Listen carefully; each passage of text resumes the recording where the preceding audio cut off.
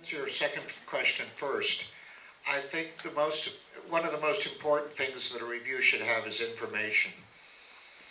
I think that's the value of information is undervalued, but I think it's very important that people have information both about the subject about the film. Sometimes different things are relevant, of course, for different reviews.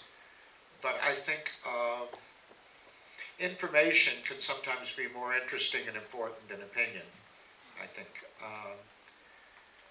In terms of, in the internet, the fact that everybody can have their own blog, I think we have more of everything on the internet, more that's bad and more that's good. And that makes it, of course, difficult in some ways. But I mistrust the people who say, you know, the non-professionals have taken over from the professionals. Because I've never really trusted what they usually mean, the distinction between professional and non-professional is whether people get paid for writing or not. And I don't think that's an adequate way to discriminate between professional and non-professional. I think that one could even argue that even though it's an unfortunate thing that there are fewer and fewer reviewers who get hired by newspapers, and that it's harder to make a living at writing criticism, that one advantage to this is that the people who practice film criticism are more likely to do so because they love it, not because they want to make money from it. And sometimes the way you make money from it is, you know, you encourage the advertisers to advertise in your paper. Most reviewing is a form of advertising. And while advertising in itself is not a bad thing, I think it's often difficult if you distinguish between what's actual criticism and what's promotion. So I think that the fact that people are more likely to do it now because they take it seriously and believe in it is a good thing. Even though if it's it's more difficult, you know, to have a profession doing it. Voy a empezar con la segunda pregunta. Creo que lo más importante que debe tener una crítica es información.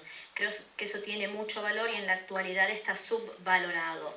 Por supuesto que para distintos críticos, para distintas personas, el tema o la información que se presenta puede tener distinta relevancia, es decir, puede haber diferencias en la información que se presenta, pero creo que es más importante que la opinión en una crítica. Ahora, con respecto a la primera pregunta y el tema de Internet y los blogs, la verdad es que hoy en día se encuentra de todo en Internet, cosas buenas y cosas malas.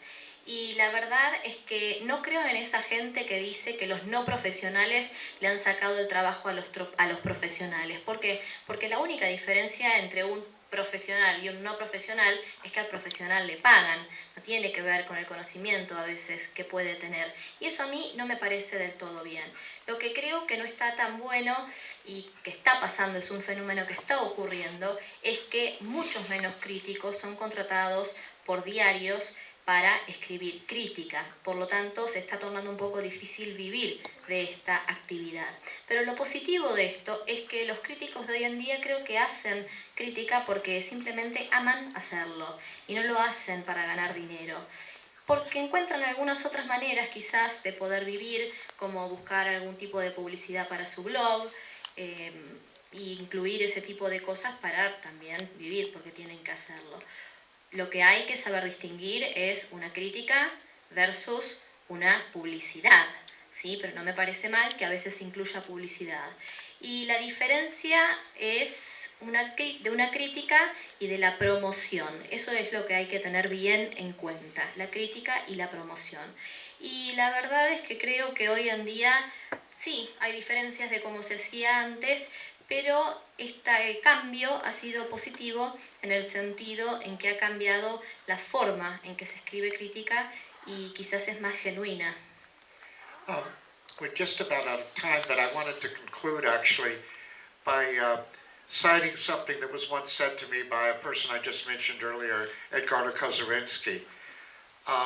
He said that, and about cinephilia, he said when friends copy their favorite films for their friends on DVD or make copies, it's very much like medieval monks copying illuminated manuscripts. In other words, it's a way of keeping culture alive during the Dark Ages. So anyway, that's my closing thought. Bien, se nos ha terminado el tiempo y quería terminar con algo que me dijo Edgardo Kosarinsky, y es que los cinéfilos, cuando hacen una copia de un DVD para un amigo, para que lo vea, y así se va extendiendo la cadena, en realidad lo que están haciendo es como los monjes de la Edad Media cuando copiaban los manuscritos, están manteniendo viva la cultura en los tiempos oscuros. Quería terminar con esa frase.